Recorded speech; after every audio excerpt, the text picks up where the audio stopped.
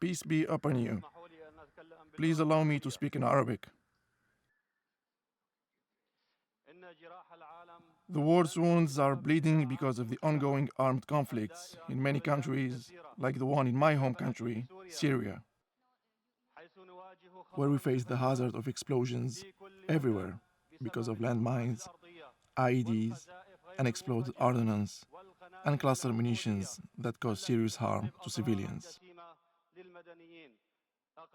The least of them is amputation, losing eyesight, and in many cases, death. Citizens in my country are scared to exercise their daily routine and everyday lives. Children cannot go to school. Injured and sick people cannot go to hospitals for treatments. And worst of all, these fears are preventing humanitarian assistance from reaching the people in extreme need.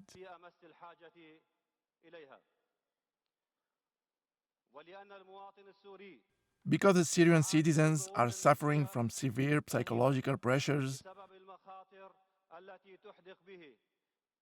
due to the threats surrounding them, such as the aerial, naval, and ground bombing,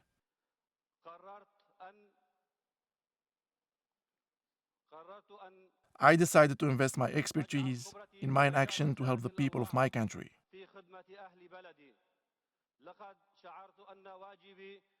I felt that my duty is to do everything I can to prevent civilian casualties and loss of innocent lives in the only way I know. I assembled a team of volunteers to educate children about the risks of the weapons, as children represent 40% of global casualties.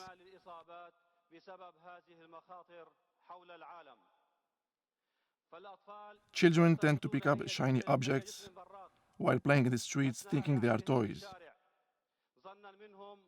Unfortunately, the shiny objects which lay around my home country are not toys. They are deadly weapons. We demine using the primitive equipment available to us, and without any means of protection. One day, as we were about to finish our work for the day, the terrifying event occurred. A mine exploded. I lost my leg and 2 fingers from my hand. I was forced to use a wheelchair for 5 months, the period of my treatment. I'm now using a prosthetic leg that allows me to raise again, to do my job standing on both legs, even if this can cost me my life.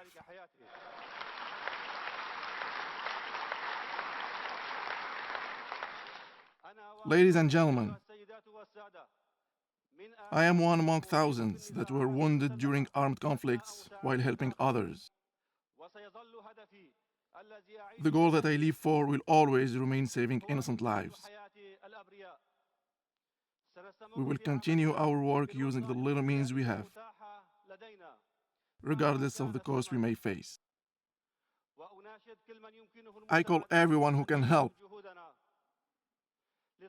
to support our effort to eliminate the threat of mines and save innocent lives. Thank you for listening and for your commitment to help humanity.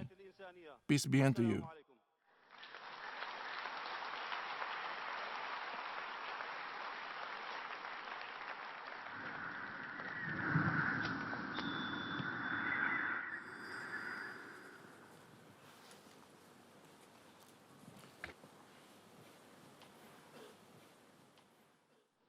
War continues to rage in far too many countries.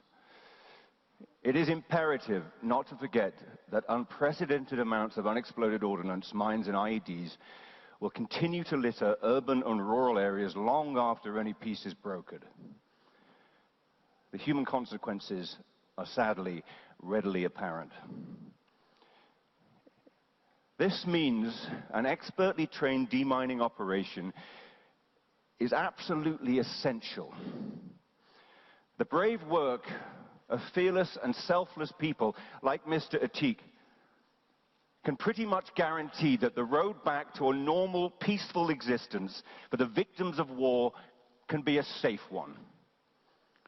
Cities can become cities again.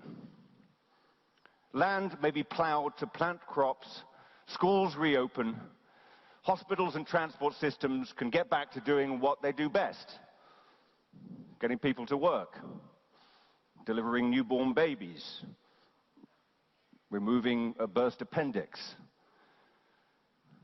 and not burning pieces of shrapnel from the bodies of small children.